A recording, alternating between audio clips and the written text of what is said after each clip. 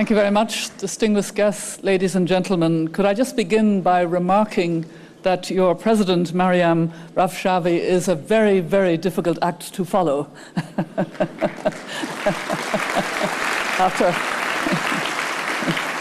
After such a moving and very human rights speech, I must say. I'm very pleased to have been invited to speak on the subject of fundamentalism and equality for women, because I believe, as you've already heard, that it is one of the key human rights challenges of the world today.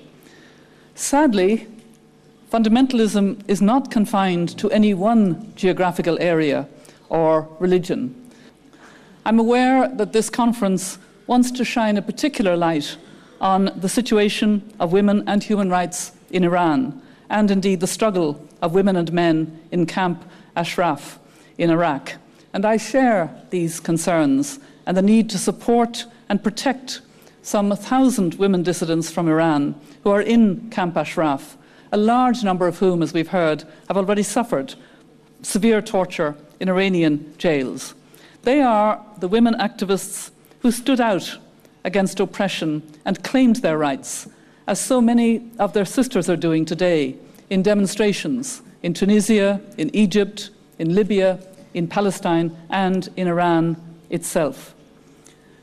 Looking at television images of young women and men asserting their basic dignity and seeking human rights and freedom to participate in the political and economic life of their countries is incredibly moving. They've stood up to tanks, to rubber and even live bullets, and to tear gas.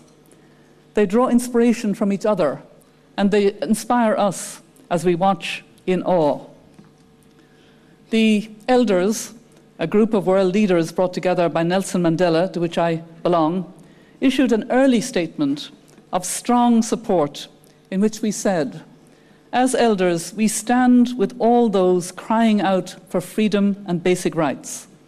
The universal yearning of people to be free, to have their voices heard, and to participate in the decisions that affect their lives and communities cannot be extinguished. We are therefore extremely dismayed by the tragic loss of life that has occurred in recent days and the repressive tactics to which some authorities have resorted in suppressing the protests. We call upon all those concerned, governments, security services, political parties, and concerned citizens, to avoid the use of violence and to show the utmost respect for the sanctity of human life and for the right of people to campaign for change and reform in their own societies." And we would, of course, extend that also to the people, and in particular those who want to assert their rights and freedom in Iran. Given what has been happening in recent days in Libya, with foreign mercenaries and even fighter planes being used against peaceful demonstrators, I would urge us all at this conference to use whatever influence we have to stop this violence. The elders decided very early on that a core aim of our work would be to promote equality for girls and women. In particular, we decided that we should try to address the misuse of religion and tradition to justify practices that discriminate against girls and women. We don't do this as critics of religion and tradition. It's important indeed to point out that our chair, Archbishop Desmond Tutu, is a great man of faith. We represent indeed a variety of views, from secular but also Christian, Muslim, and Hindu. We see religion and tradition as largely positive forces for social cohesion and justice. What we want to address is the misuse of our great faiths to perpetrate inequality and harm to girls and women. To focus my remarks on the role of women in the Muslim world and attitudes in Europe and elsewhere towards Islam. In that way, I'd like to build on what you have heard about the violations of human rights and maybe probe a little bit deeper. I speak as a European who has tried to listen and tried to understand what we really have to be addressing. We need to stand in greater solidarity and sisterhood here in France, in European countries generally, in the United States and in the Muslim world. There are so many misunderstandings And I think that this forum focusing on fundamentalism with a particular attention to Iran can help us to open up more of an alliance of understanding and solidarity and sisterhood. It's that solidarity and sisterhood which also identifies and highlights the plight of those courageous Iranian women in Camp Ashraf and struggling in Iran itself today. They need our solidarity. They need the collective voice from this conference to bring greater strength and support for their cause. Thank you very much.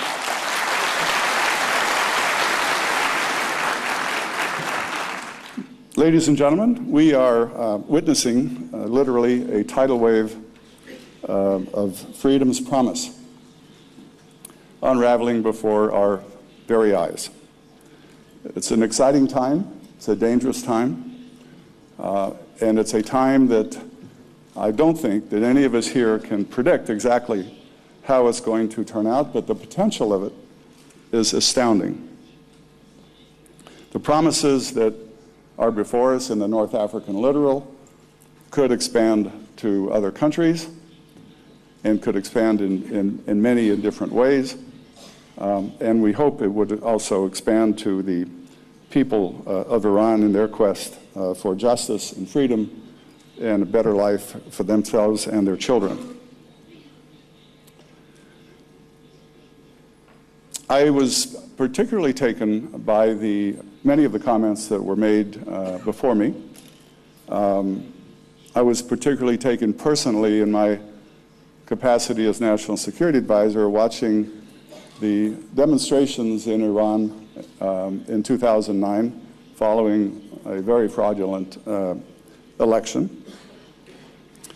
I was very taken by the passion for human rights that people in Iran and outside of Iran have exhibited. And I'm very proud to be here today to say a few words about the days ahead and the potential that faces us now, and that only a few weeks ago we could have only guessed at. It's my opinion that there's a lot of things that could be done to help things along. I was recently in Israel at a conference, and I posited the idea that now is not the time for leaders to be passive, but to be active and to be bold.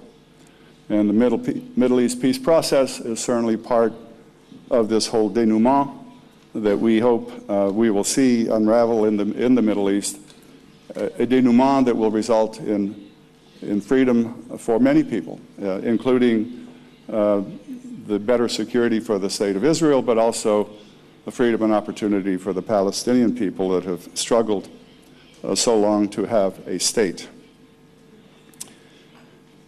So it is a time for statesmanship from our elected leaders. It is not a time for politicians. It is a time for courage. It is a time for determination. And with that, anything is possible. I'd like to say a few words about U.S. policy towards Iran, not to be defensive, but to say simply that it has been the President's intention since the day of the inauguration to develop a level of dialogue with the Iranian government that would determine once and for all whether there is any possibility of reason and compromise on the big issues of our time. And certainly the fate of the people in Iran and their conditions along the human rights vein is part and parcel of that dialogue. But in other areas of concern, obviously, includes the nuclear program that much of the world is concerned about, certainly the Middle East is concerned about.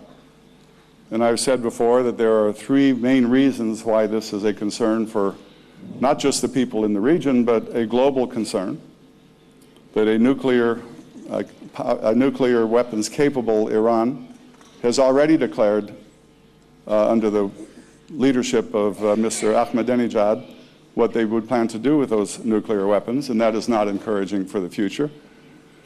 Secondly, a nuclear-capable Iran would, for sure, trigger a nuclear arms race in the Middle East. also not a good development. And thirdly, and perhaps most dangerously, is an Iran that has that technology to produce weapons of mass destruction would be probably tempted to use them through non-state actors. And that would be a development that would be catastrophic, not just for the people of Iran, but and the people of the Middle East, but for the entire globe. So we have had 2 years now to overtly and covertly assess the true intentions of this regime. 2 years is long enough. It is clear that the Iranian regime is not only going to be a problem for its citizens, a very cruel problem, a very constant pressure to inhibit and restrict human rights, the rights of men and women alike, and is embarked on a long-term project to not only destabilize the region, but to wreak havoc in this 21st century world that we live in. And that is clearly unacceptable. On the 24th of November of last year, the House of Representatives Foreign Relations Committee met and passed a resolution asking for immediate measures by the United States to end the unjust treatment against Camp Ashraf and its people. On the 7th of February, the Senate Armed Services Committee of the United States Senate, under the chairmanship of Senator Levin and Senator McCain, also expressed concern for the current position that we take with regard to the people of Camp Ashraf. We've also had a court decision that requires the State Department of the United States to reevaluate its current designations and suggests that they are out of step with the prevailing attitudes around the globe with regard to the movement led by Mrs. Rajavi. Specifically, Camp Ashraf security, it seems to me that the time has come to do the right thing for those who want democracy and freedom and who want the people of Camp Ashraf to live in peace and security. We should, I think, remove the shackles that impede the potential that we see before us at this time. Iran's temporary regime, and I use the word temporary in a hopeful way, cannot stand this situation much longer. Everything that is happening around Iran must make the leaders of Iran wonder what in the world is happening. It cannot be that they see this as a good thing. We've had 2 years to offer reasonable options for the regime to define itself, as I said, and they have now defined themselves and they have defined their intent.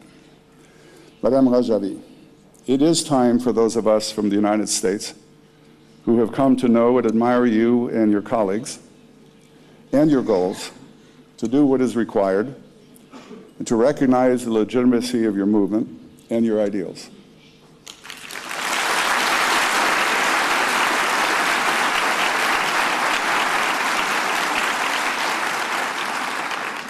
I intend to work towards that goal personally.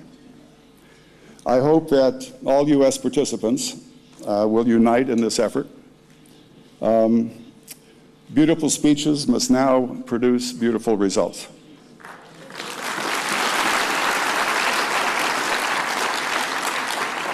And I agree with you, Madame Rajavi, that it is now America's turn. Vive le peuple iranien, vive la liberté, le grand espoir pour tous les êtres humains. Merci beaucoup, Mesdames et Messieurs.